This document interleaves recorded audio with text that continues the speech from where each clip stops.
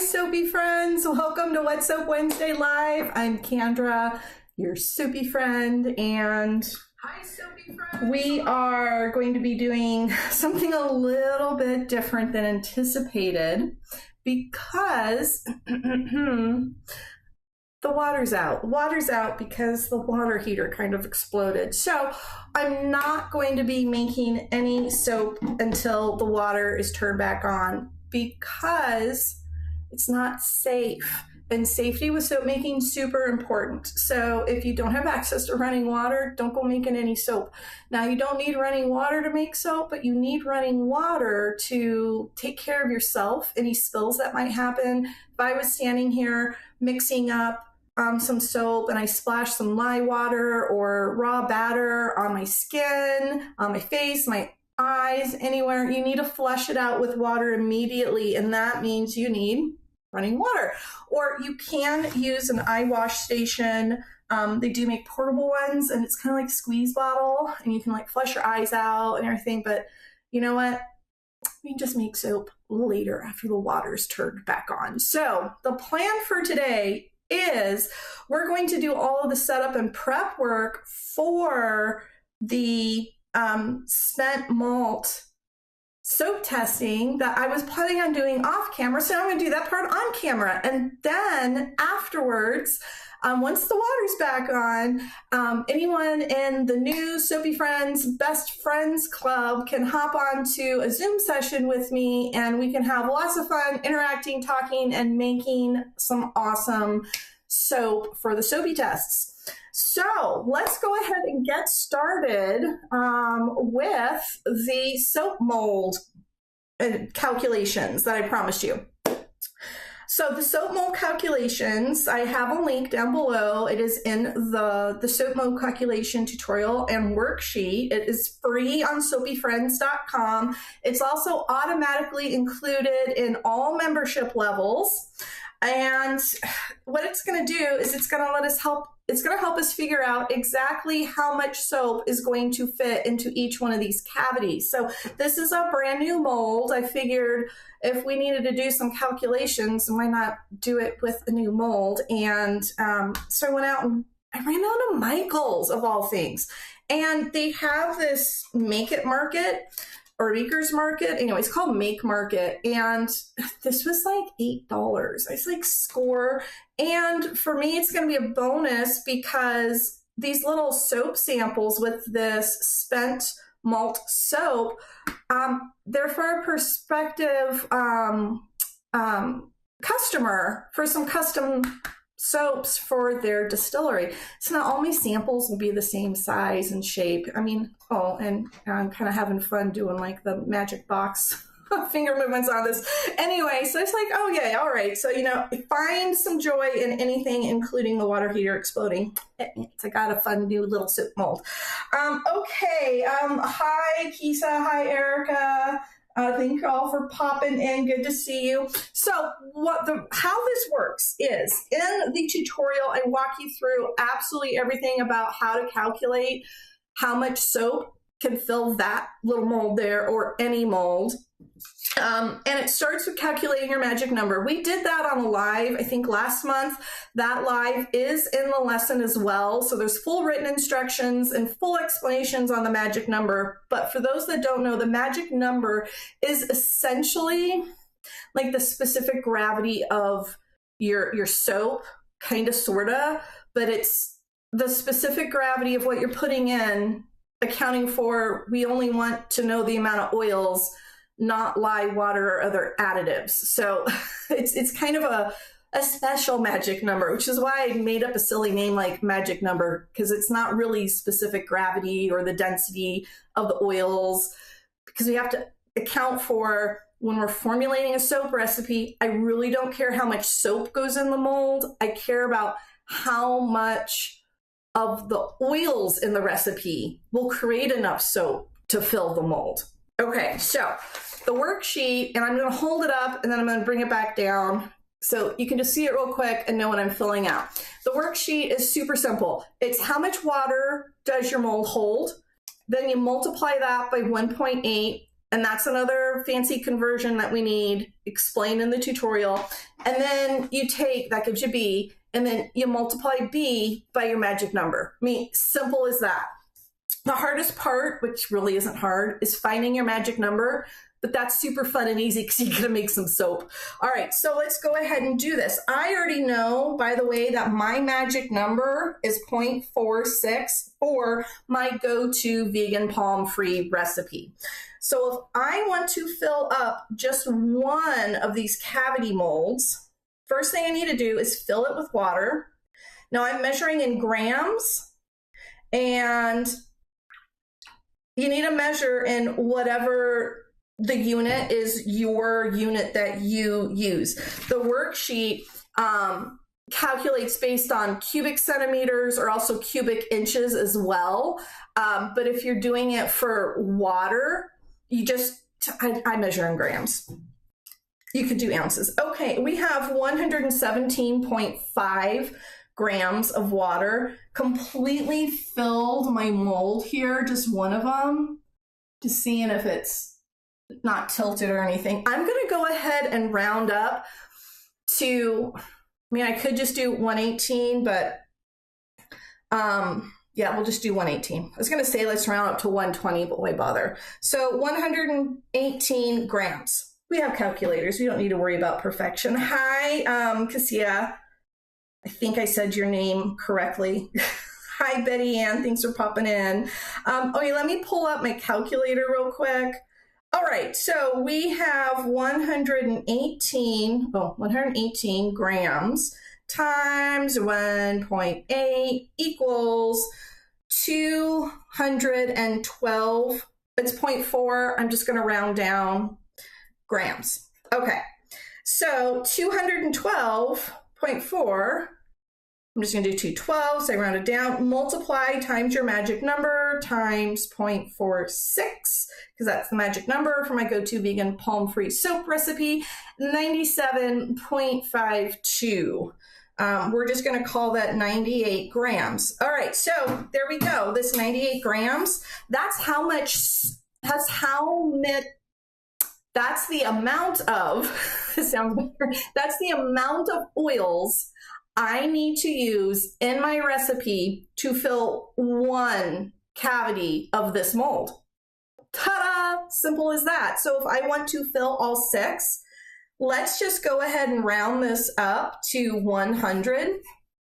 I'll probably spill, I'll have some leftover, all that crazy stuff, you know, like in the video, the sphere video, and how much batter stuck to the bottom of the squeeze bottle, all that jazz. So we'll just call it 100 grams of oils per cavity. So 600 grams will fill the whole shebang. What I'll end up doing when I go to do the test is we'll be doing 100 gram mini micro batches, just like I do in my book and the same way we do it in all of the masterclass live sessions. By the way, all of that stuff is included in the Best Friends Club. So excited about the memberships because you guys get like everything and we're gonna have so much fun. Oh my gosh, okay. But so I'll do 6 100 gram micro batches to fill each of these cavities. And each one, I'm gonna do 6 separate little batches because we're doing some testing with the spent barley or spent malt. So let me pull it out and explain it to you a little bit. Oh, hi everyone else for popping in. Good to see you. Oh, I said your name right, Cassia. Yay. I'm so excited when I do that. People mispronounce my name all the time. I'm not Kendra. It's Kendra. Okay, let me get the barley malt. So I had a super fun email a couple weeks ago from a local distillery saying, hey, do you do custom soap? I was like, well, yes, I do. And custom soap is like my favorite thing, and I'm really focusing on that custom soap because those custom soaps always give me something fun to share with you. So they wanted to know if I could make soap out of this. This is what's left over after you take some barley and you ferment it. And then you go through this other washing process, and then you malt it, which is basically extracting all the sugars out of it. What they do with this currently is it's pig feed. So there's a local pig rancher, pig farmer, I don't know, but they eat it. They supplement their feed with it because this has lots of fiber and proteins in it. And the proteins in this is what's going to be pretty awesome for soap, I think. I have not done this before, but I have done, see, it's all the seeds in there. So the seeds need to start to sprout. Can you see if I can get it to focus? Come on, focus on the seed that's starting to sprout. Okay, backing away. Okay, trust me, it's kind of like a seed split open. It's starting to sprout. I did find kind of like a little stick in here. So it kind of gave me cause, I paused a little bit and thought, because I was thinking, this shouldn't be any different than working with oats. I make an oatmeal soap, and that recipe is included in my go-to vegan palm-free recipe / formulation guide. It's my oatmeal and calendula modification. And for those oats, really, I grind the oats up and just in my blender, and pulverize them and add them to the oils. And it's like, well, this should be like pretty much the same thing. But I'm worried about a couple things when it comes to this.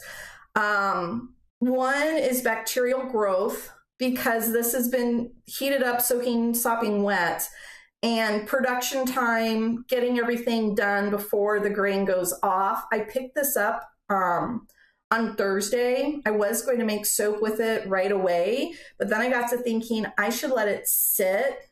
And it's been about a week in the refrigerator, and there's no off-putting smell. In fact, the smell's amazing. If you like oatmeal for breakfast with like molasses and butter and salt, and now I'm hungry for a yummy bowl of oatmeal. Imagine that smell times 1,000% better. It smells so good. Anyway, so I think this is going to give us a good test for how well this will hold up within the soap and everything. So I have a couple ideas, and this is what we're going to do with the soap experiments. One, I'm going to just add some of this directly to some soap and see what happens. I don't know if it's going to get hard and scratchy, or if it's going to say its consistent feel right now, which is would be a really nice kind of exfoliant. I also think from the consumer level, they might think it's kind of awesome to see that stuff in their soap and see the actual grains. Me personally, I would not like this in my soap because it's too chunky. So, and then the next thought I have, which I think is the way it's going to go, and also me showing the chunky soap to the customer, I mean, it'll definitely allow me to help educate them as far as it's probably not the way to go. I mean, it could be kind of cool looking, but I don't know if you really want that stuff floating around in your soap, going down your drain and everything. Anyway, so what my real idea is, and what I think is really going to work, is we're going to make a mash out of the malt. Ooh, so kind of like a slurry. I'm just going to wash this hand off real quick. I got some little bowl over here of slush water. Okay. You just didn't want that all over me. Okay, so let's make a slurry out of this stuff. And then we're going to use that to make soap as soon as the water's turned back on. All right, so this is my thought process. Very similar to how I deal with dry oats. I am going to need to One, my recipe is now going to have extra water and extra stuff in it. Since we talked about soap mold calculations, my magic number for this assumed a 1-to-1 water to lye ratio. So any other extra, a 1-to-1 water to lye ratio and just like no additives. That's what my magic number, my default magic number is for. So 100 grams of oils plus the sodium hydroxide and 1-to-1 lye water solution will fill this mold. I'm gonna mix up a bunch of that plus some of this stuff. So when you see that I have too much soap to fill that, that's why. It's because we added this extra stuff to it. But what I'm going to do is I'm going to start with equal amounts of the spent malt and water and whiz it up. And I want to see what the consistency of it is. I think I do want to keep the amount of water that I add to this to a minimum, because the higher the water content in your soap, the longer it takes to set up, the longer you have to wait to cut it, the longer it takes to cure. I mean, not that much longer, but I mean, a couple days, yeah, I don't want to wait. So, you know me, I love my low water content. But this is a great example of why you want or would want to use a higher water content. Maybe it's milk, maybe it's spent barley malt. So I'm putting 100 grams in here by weight.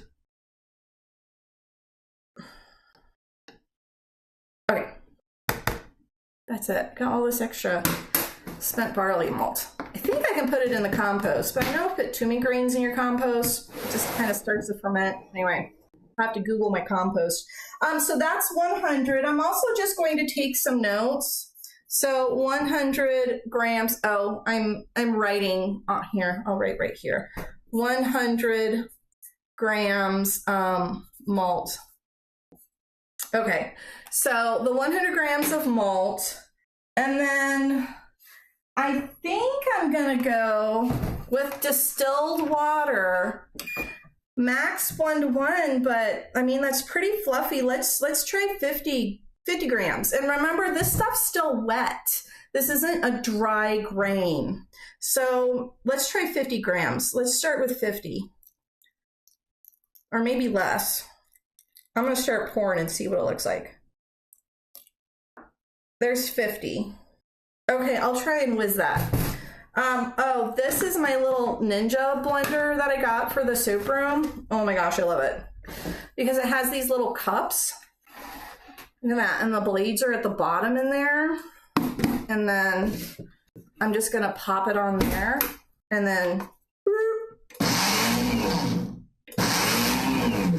okay, that was not enough water because I want to be able to mash it up pretty well. Okay, so we had 50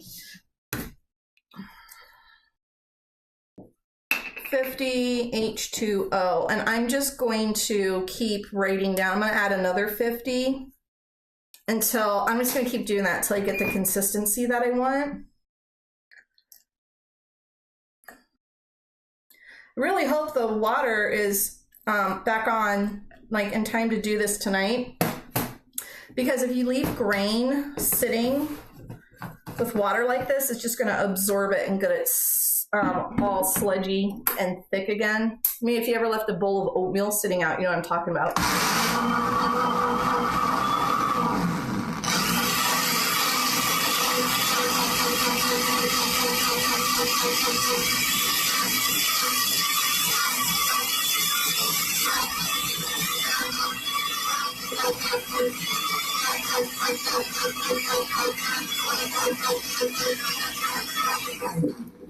This is perfect. This is perfect. So it was 1-to-1 parts spent malt to water. You can't see in there too well with those shadows. Let me grab a spoon.